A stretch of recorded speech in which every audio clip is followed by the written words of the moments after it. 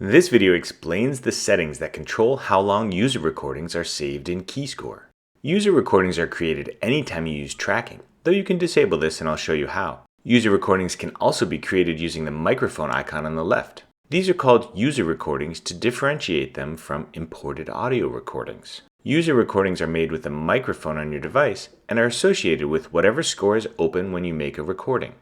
This audio is helpful when analyzing your playing, and KeyScore has some nice features that let you quickly play starting at any measure. Check out our video on aligned playback.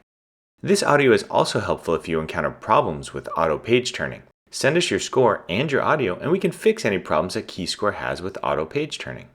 These recordings can also fill up the storage on your iPad. So let's check out the KeyScore settings that keep this from happening. Tap the library icon in the upper left. Then tap the gear icon and tap Other.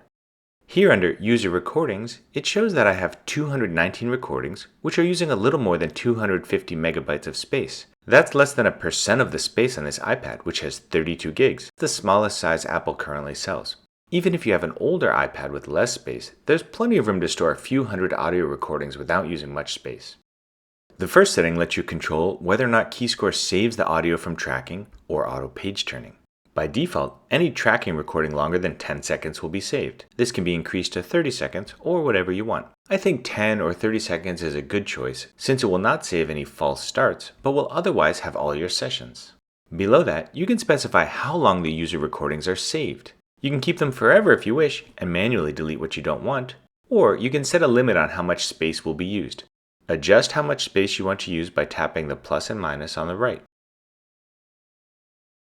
There's also an option to keep user recordings for a fixed amount of time.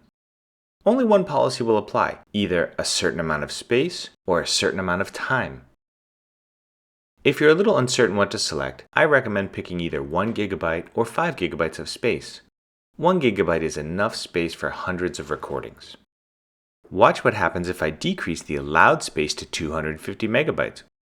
This is just a little less than the space I'm using. KeyScore tells me that it will remove 13 recordings if I tap Confirm. It will always remove the oldest recordings. Let's see. And now we're using less than 250 megabytes. I'll just put that back to 1 GB.